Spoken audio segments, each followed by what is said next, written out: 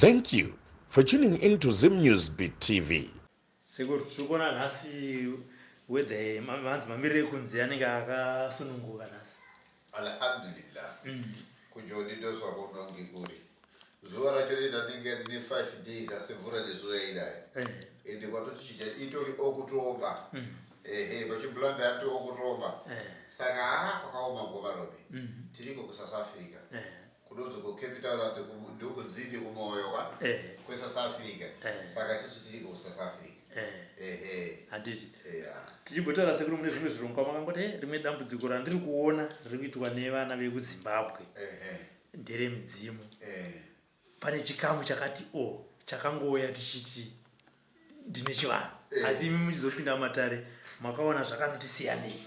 Zvakamira sei ipapo? Mukoma robi ndidi nyaya yemuzimu isusu nganga ngatigadzirise upenyu hwedu neupenyu hwevana.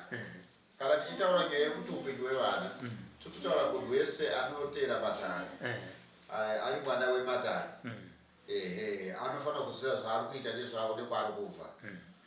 Mukoma robi tinodaidza muzimu kuti ubudikire. Saka achapona vanobva fanike vari kuvenga midzimu. Ine handisi kuvenga midzimu yevanhu, asi ndiri kuvenga kaitiro kemidzimu. Nokuti midzimu iyoyi zvairi kuita zvacho hazvisirizo paupenyu hwedu.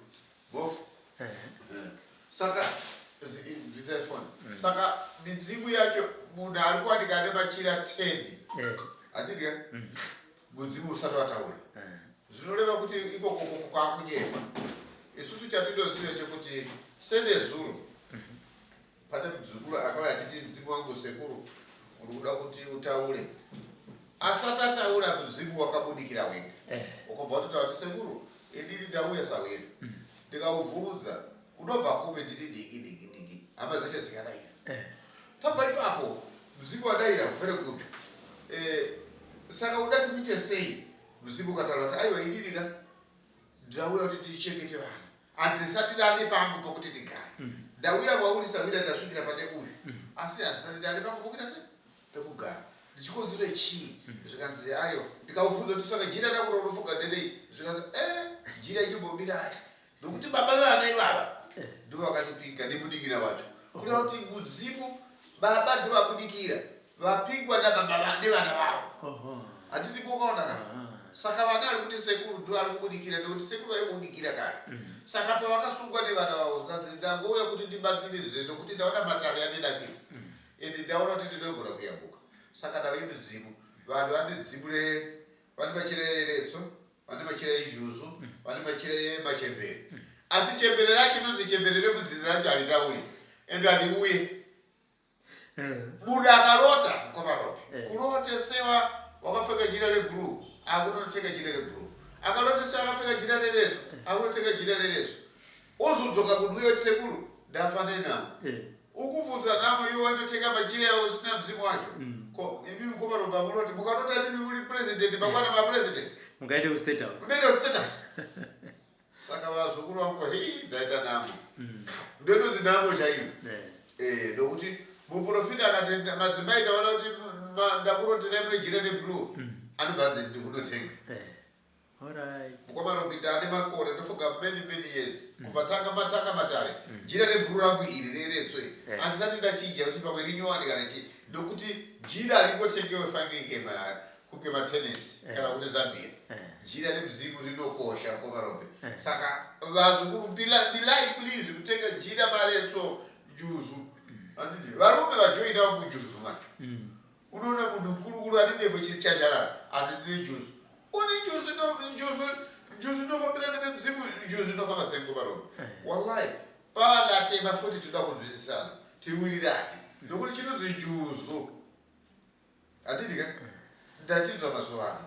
Chinhu pamudzimu wainzi uyu ane mudzimu mvura basa izvi ane mudzimu wetsunguru. Handimukona? Juzu chirungu handiti ijuzu chirungu. Saka vanhu atematazana nejuzu. Wese kamwana kane zuru akambogeza kakatsuka ati ndane juzu. Tisatambe nematara. Matara achisi chinhu chekutambisa mukoma ropi. Ende vanhu akuti kuga sekuru ndakatenga muzimu chatikutekera muzimu chacho chii Mzimu wacho usikundiona ndikati kuda kuti ukuone mzimu wacho wakambobuda ere. Hapana. Andikuona. Saka mzimu wasikubuda. Auya pana basi sekubudisa mzimu. Ndobudisa mzimu uyosina. Kwadi kubuda anditi wopezo wakarota. Saka atisi msipo.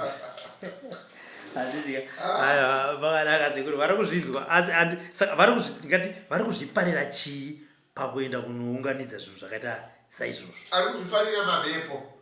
Wozoshupika mangwana ubvate zadzi mumba mangu ndine machira yakakwana yese mzimu wacho ausukuuya ausondibatsira aukubatsira hauna mzimu wacho unoshaka unotojira neretso jira neretso ngovarobe alingofungiwa nemunhu wese wese asi unoona kamukamuri kasina nebasa rese kafunga jira iri mukovarobe alisi diki rihombe vanhu nevasinacho vani chocho vanogadzirisika. Anditi aiwa pakanaka sekuru rega timbotaura nemuzukuru wenyata aiwa sekuru ndira kuona imina mukoma Robert makadi vanzvadzi ndiri pamukoma Robert makadi mutiraiti makadi muno muCape Town chando icho chamakauya nacho aiwa chando munotogara nacho kunei ndiri makauya nemvura anditi munonzani zvi ini ndonzi Faith Kapondoro.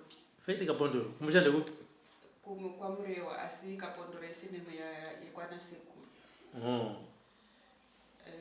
Sinema yangu ndakatozoiziwa gore rineri gore rapera asi baba vangu ndakazotoaona gore rineri kekutanga. Alright. Idambudziko rei tisatambotaura rababa iri rakati sekuru kana makauya inini ndoda kutaura nini.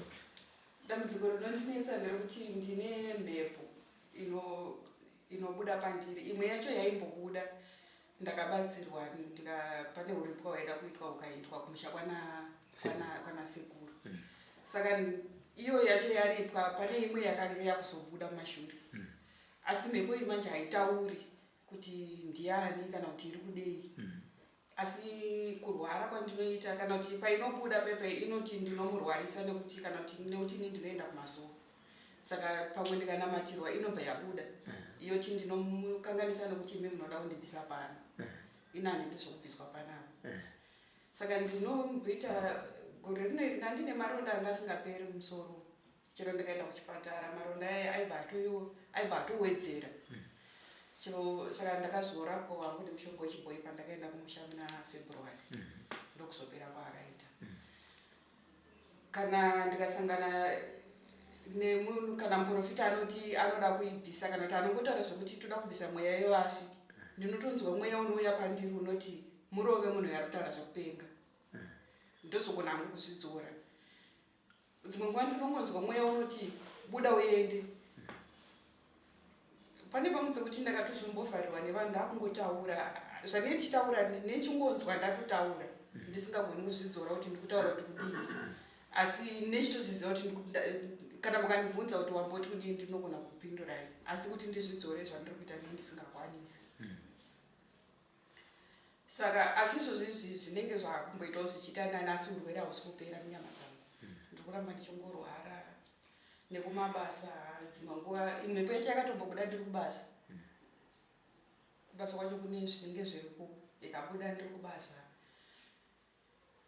painenge yangozvifungirawo inokubuda saka handina kana munhu anondibatsira. Pandakazotsvaga baba vangu ndavawana ndichivatsanangurirawo vakati aisisu mudzinza medu munomu hamuna nyaya dzakadaro ndofunga ndedzekwana sekuru vako. Ndichienda kwana sekuru vakangonditi isisu yanga iri kunoku ndiyo iyi hambuya wako yatakagadzira ikapera iyi ndofunga yayekwani yekwababa wako ndobva ndaita noyi handichazivi kuti ndochidii handina munhu ari kundibatsira. Saka mhepo inobuda ichiti ndinani iyi haisi kutaura iyi yekutanga yekuripwa iya ndo yaitaura saka iyi haitaura kuti ndinani saka inenge ichiti ndiri kudei inongoti munhu ndakamupuwa saka handizivi kuti zvine zvichifamba sei kana kuti handitozvinzwisisi inongoti ndakamupuwa ende kana mukada kundibvisa pano zvenharo ndotoenda naye handimusiye ndomuuraya. Wakamupuwa nani izvozvo zvokutiwo paine munhu anozozvibvunza kwanimatimuna kumapostoli ndisina hama yangu handina munhu akuti ndine hama kana mai vangu ndikavatsanangurira kuti ndoda mudzora ndokusangana naro vanongoti ngatinamatei munhu wekunyatsomira naye wekuti ndinomira naye handina. Saka mati maronda yafuta yakodzerwa nemhepo iyo. Ichiti kuti uite sei? Kuti nekuti munoda kundibvisa panapa. Alright. Saka mhepo yacho inoya zvaita sei? Ndikanamatirwa nemunhu ndinotozvinzwa munyama mangu kuti munhu manamatira ari kundiita ari kuzviona kuti ndine mhepo yandinayo handiti inobva yabuda. Okay. Kana kuti ndinonzwa mweya wekuti pane pamwe pandakatozoenda kuberwa ndakatobata muprofiti ndakamubata ndichitokunetsana naye. Kuti nekuti kunzi kuda kundibvisa ipapa. Saka vazoti ikatouya inotonetsana nesu ichiti muda kundibvisa. Kana sekuru vachida kutaura nayo mhepo yacho. Kusazoziva. Handizozive manje ipapa. Nekuti sekuru havana vazobvisa kamhepo yacho. Vaya kuzonzwa dambudziko renyu kuona kuti mhepo yacho yakamira sei. Yakamira sei. Ndezvandakandataura nana sekuru ndakatovafonera vakati tichitsvaga mari yebhazi uye kumusha. Ndakaudzwa kuti sekuru ini ndiri kuda munhu anoburitsa mhepo itaure zvairi kuda. Nekuti ndinonzwa kuti kana iri ngozi da mushonga wayo kuiripa mukada kuibvisa inodini inokukwadzai. Saka inini ndiri kuda munhu kana dai uri mudzimu handirambi. Ndiri kuda munhu anoburitsa mhepo otaura nayo monzwa kuti iri kudei zviri kufamba sei. Saka ivo havana kudaro manje vakabva kunditi pamwe ndezvekumusha kwako chitsvaga mari yekuti tikuperekedze tinokutura kumusha kwako since wakakutsvaga wakakuwana. Batika mapostori kwamunoendawo vari kuti ngokuburitsa mhepo iyi ichiita sei ichiyotaura wozoti avanza mhepo yaita yabuda yataura zvakati yati ndini nhingi ndiri kuda zvakati vari kutadza nei kumapostori. Ininiwo mumwe muprofita akazondiudza akanditi isusu zviri pamuri hatizvigoni kuzozvimiririra.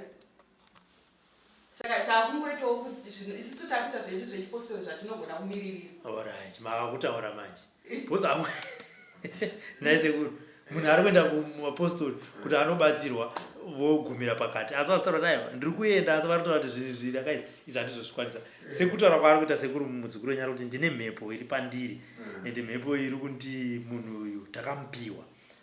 Saka ari kutiwo shuviro yake dai mhepo iyo yaiuya yaigona kutsanangura kuti imhepo yakachena, imhepo yakasviba, imhepo iri kudei. Aiwa tinotenda kumaroro nokuti imhepo yemudzimu haitaureswa. Alright. Mudzimu unoziva mudzimu komarombe chinhu chiri chinonzwisisa ende chinoziva kwachiri kubva nekwachiri kuenda.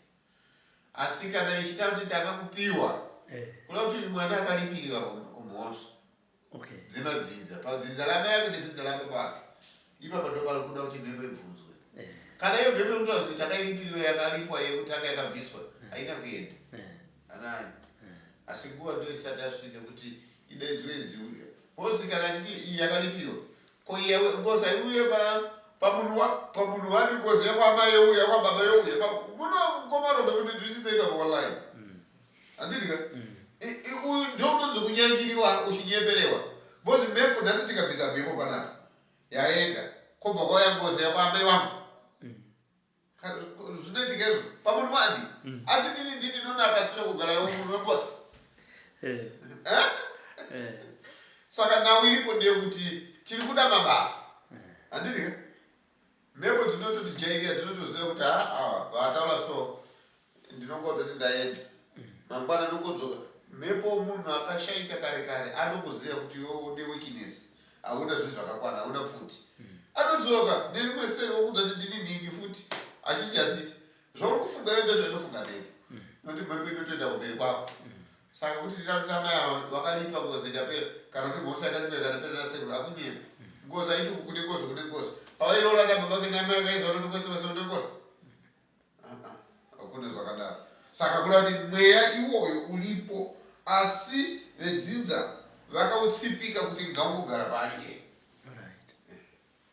vari kuziva nasekuru vadiwe asi havasi kumbobuda amaita kuti ngatinamate mazibaba vacho ndiwo ari kukundikana kubvisa mweya iwe unonamata ikoko iye munhu ari kutomira kutoti zvikutondishupa. Saka hakuna zvakadaro. Saka mhepo achinayo hapana kwaikaenda wallahi ukatogara pasi yangu uchinja staira kuti hatitotaura naye asi mhepo ichi iripo alhamdulillah. Zvinoboitwa sei? Inotoda izive bude ndo chinangwa chacho kuti ibude iye muridzi akataura sekuti ndoda kuti ibude tinototanga nayo process yacho ende inoenda chete. Iye ndiye anotaura kuti ngozi yacho mhepo yake iri kuda chii, ndiye anotisunungura, ndiye anotipa mukana. Saka angazi kurumira kuti zviitwe sei? Inini handigone kuudza sekuru nekuti ndo vanoziva mashandiro azvo. Handigone kuvaudza kuti ndoda kuti zviitwe sei. Ini chandiri kudawo kuti ndisunungurwe nekuti zvinondiremera kuti kufirwa nevana, kuti wokuroorwa chako kuti ndakambogara mumba handina. Vana vacho vandinavo, uyu mudiki uyu anogara achingorwara, uyu mukuru izvozvi kana vanhu vese vatoneta naye vatosarenda naye anongoita mamudzu, anopindura hafu, anoita kunge anotombogarwawo naiye. Saka sekuru ndo ndotosiya zvose kuna sekuru kuti ivo ndo vanoziva kuti zvinhu zvakadai zvinoshandwa sei. Hanzi zviri mumaoko enyu sekuru kuti Aiwa, ini ndati ndabvumuka. Totozvitanga. handiti. Saka ndizoda ndachitanga izvozvo. Inini ndakatogadzirira Mune machira here mumzimu, bosana munoda soka. handina Mzimu wacho watori padhuze. handina jira randinaro. Mofu. Andikerengai kamushini uyo. Mati makarerukirwa imi makatolemerwa. Nasi ndiye kudaidza ka. Kerengai mofu, yamukerengere kuno tono. Tola mfufu nekuleti. Ikupe kutange nena. Tinzwe kana iripo kamwe. Kosirisu. Inotokumbiriwa. Kana ndikamwewa mvura chaiyo yekumasoro ichida kubuda zvainongobuda. Ichida kubuda. Tinoda kuona ndinobuda here nasi. Tinzwe ka. Apa ndida kukuisa mushonga wewe. Mai uchapinda nematsenga munhu. Itsvake muka. Kwa moyo wendo mura wakaenda nalo na. Padare pana. Aba Zambia mnara ile baba. Manera jira no tsvaga jira. Musikana unyani jira kuda padzi. Ndenda yanotora. Amunongota mutenda kumapostori ka. Ndoma yendra munzo. Pakaitwa darero rekugadzira pairipwa mombe dzaidewa kuripwa dzacho izvozvo. Sipana sekuru vakazobvunza kuti ko mwana uyu atigadzika pana uyu anoera chii. Dzanga dziri mombe dzairipo. Dzekuti ambuya vangu pavakafa mombe dzavo dzakapararira mushama wanga wakaroorwa. Saka dzaidzi dzinofanira kuti dziendeswe kumusha kwavo. Saka ndo pakazobuda nyaya iyoyo kuti ndizozinda vanhu vakangozivawo mutupo nesemini. Sei dare riri kuripwa mbuya vako. Iwona baba vako zvakazokonekitana sei? Pakuti amai vangu vakazobvunzwa kuti mwana uyu anoera chii. Vakati handizive. Ndobva zvanzi kune mukatadza kuziva kuti baba vemwana uyu vanonzi ani zvikanzi handizive. Asi vainzi ticha, vanga vari ticha vaiticha pachikoro chiri padhuze kumaraini ikoko. Saka pakazoita mumwe akati ticha iye akatombonditicha. Muyera soko anobva kwamurewo. Saka ini ndakazoenda manje paFacebook ndobva ndanotsvaga senemu iyai. Ndadzoka kunoko. Ndobva ndaona umwe munhu ari kutevemo. Ndobva ndamubvunza kuti ndiri kutsvagawo munhu ane senemu inonzi Beni. Aimboticha kuchikoro kwachidodo gorera kuma 1982-83 nekuti ini ndakaberekwa 1983. Ndo abva azoti ini ndaita mudika handizive rikandibvunza vanhu vari kumusha. Ndopaakazobvunza zvikanzi ariko atori senemu yaishandisa ndiye kumadzisekuru. Iye yake ndobva ndatozopiwa nezita manje. Kunzi anoti Akimuchiwaro. Ndobva ndatozopiwa nemafoni namba ndobva ndazotanga kutaura navo. Saka gore rino ndopandakazoenda naFebruary ndichimuvawo. Saka dare rekumusha remombe ranga risine nyewe. Ranga risine nyewe asi kuti mhepo yaibuda pandiri manje. Ndo uri kutaura kuti hausi kunyatsooti ka. Bozi kushamsika kuti wanzobvunza kuti uri kupinda papa panobviswa mombe dzambu yako. Ini ndiri kupinda pakuti mhepo yaitaura pandiri. handitozvo ndokupanda ikwane imhepo yani yaitaura yambuya ichiti amai vaamai alright hatatanisa kuti mutorwa wozomutorwa iwo mbuya wacho mutorwa kumuri yavo alright ndo pakazonziwoko saka mwana ari kubudirwa nambuya veda saka muri vangani kumba kwababa wenyu kwaamai vavo vana vamai vakudii vari kupa amai izvi variko kumusha dzimba havana zomurumbororwa vakazororwa wakaita vamwe vana 3 kumashure kwavo alright vari munongoise muno kutota mese muri muno mucape town alright saka wadiwi kuti handiyo mundauna unobatsirwa ndozvandotaura kuti handina munhu anomira neni munhu aningachingoti mune munhu nenhamo dzake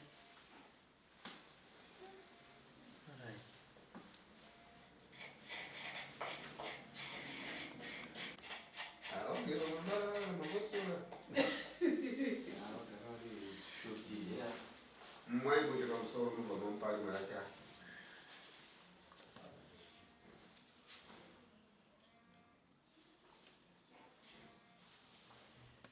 ikwize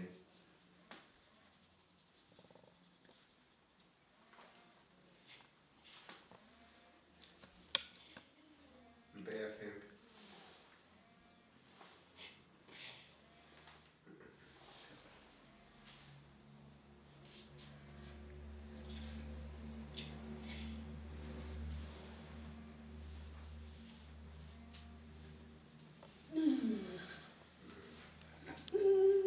padhuze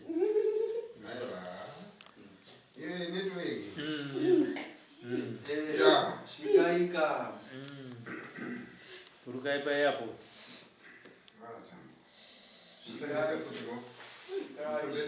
shikai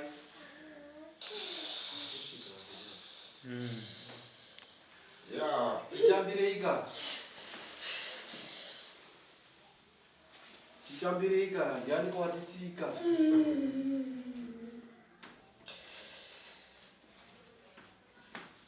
ndiani watitsika mudara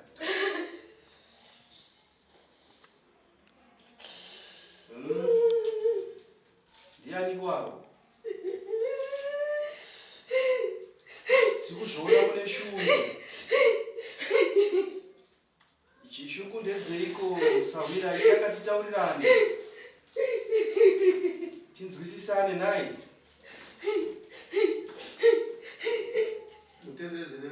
chii chanetsapo chii chanetsa naisawira chii naisawira ndikuzvona tune shungu ivi chii wakauraiwa nani wakauraiwa nani iwe ndiwani zita rako tatokumbirawo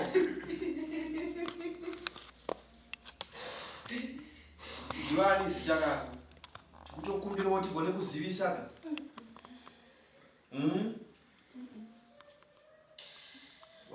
ndiwani wakauraiwa nani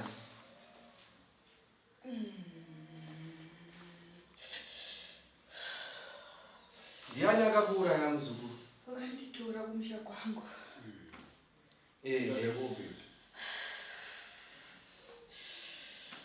vanditora kumusha kwangu vakati uya ugare mumusha medu uchichengeta musha wedu manje vana kundiripa vakanditi chigara ndanani apa ndianani vakakuti mugare apa vakakuurayai ndivanana taura akusawira shungu ndoziva kuti dzakawanda asi da kuti tigadzirise zvinhu ka ikana ndakangogara angwani aiwa tiri kuti ugere hako but tida kuti titaure newe handiti tinzwisisane kuti uda kuitwa sei uda kuitwa sei toita sei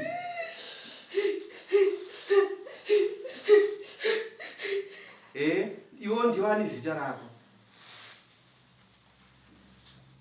taura kufamba nenguva taura ndivani taura Taura ndiani.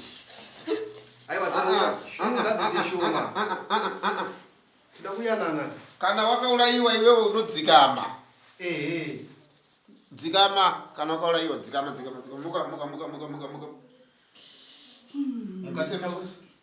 Mbise masoti. Asika kana uri munhu akanaka uchizoti wakauraiwa tisati ndakupisa sumuka. Ndisati ndakupisa. Muka tida kunzwa nyanza. Atidi kuvala face. Kudikira. Allahu Akbar. Mungu ugawe. Utaule na uza. Watu wakaulaiwa nani? Ndio tunataka kunzwa. Taula tinzo. Ndio ani first. Ndipe bute mafu plate. Noti iwe wakaulaiwa ka? Hauna nokusunga. Saka chitaula na udzako. Wakalaiwa nani? Taula. Wakalaiwa nani? Antumno uyangari msojo. Akangari msojo. Ndiye anonzi yani? Chamu. Akati kudi? Ndiye akanditora kumusha kwangu. Akanditi chiyogara kumusha medu munomu. Uchinichengeta nemhuri yangu. Zvakanaka. Handina kuripwa ini. Ndiwe ani manje wewe? Wataura vanhu akakutakura but iwe wakatakurwa wacho ndiwo wambore ani kumusha kwako ndekupi? Kumusha kwangu kumasvingo. Kumasvingo. Mudundu ani uchinzi ani iwewe? Taura toda kuenda nedare rako. Kuti vanhu vakuzive uripwe. Toda kubatsira pamwana uyu. Taura uri mwana waani kumasvingo? Kunono kwedu ndokwa Chief Charumbira. Uchinzani. Iwe uchinzi ani? Ndonzi Tarwirei. Tarwirei. Mwana waani?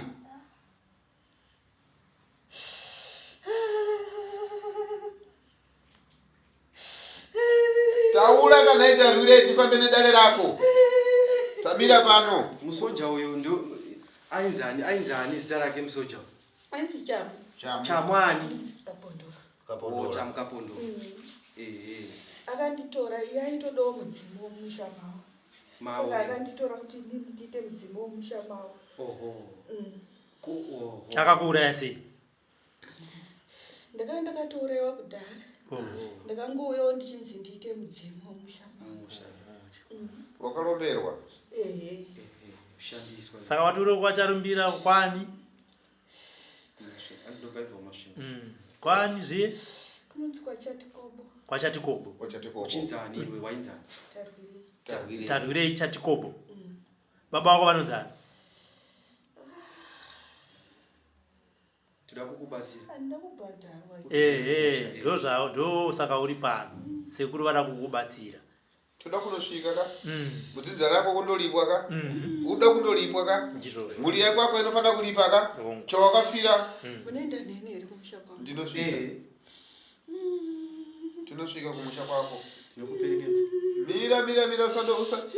Dzikama. Wakaziswa sei pamuzukuru apa? Nekuti iwe muzukuru kaupa. Ndopuwa mukadzi kaini. Kosaka uyu ndiwo wanoita mukadzi wako. Mwana mukwasha akaenda mudzidza rako. Uyu mwana mukwasha zvosati dzanodziziva here? Ini chandinoda mukadzi. Chandinongoda mukadzi chete. Iwe kutozogara pamukadzi uyu akakumisikidza kuti uye pamudzimai uyu ndiani? Ndichamu akatondiomberera akati mukadzi uyu takupa chigare papa. Saka iye manje akafa. Zvinhu zvangu zvimwe waingozvirasa.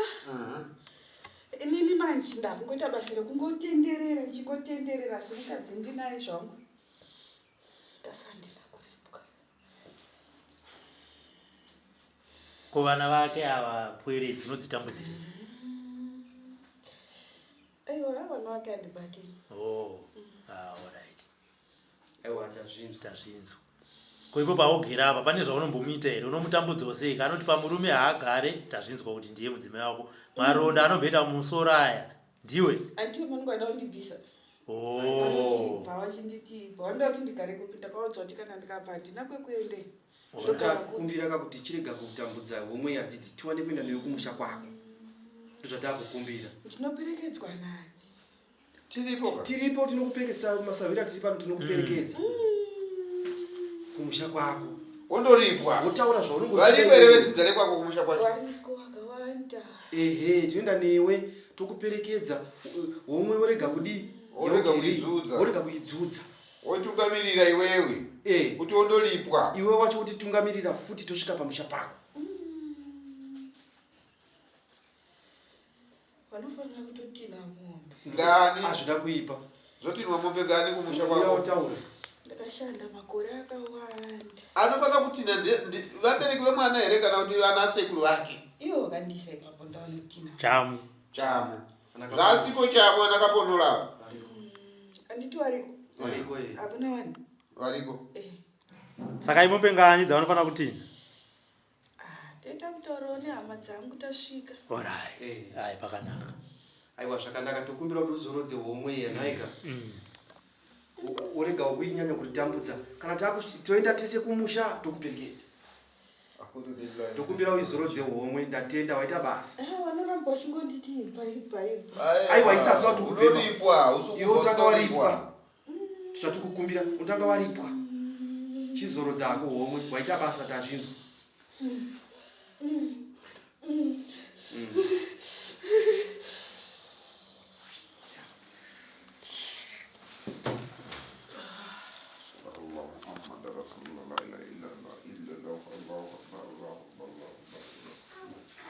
For these and more stories, tune in to Zim News Beat TV.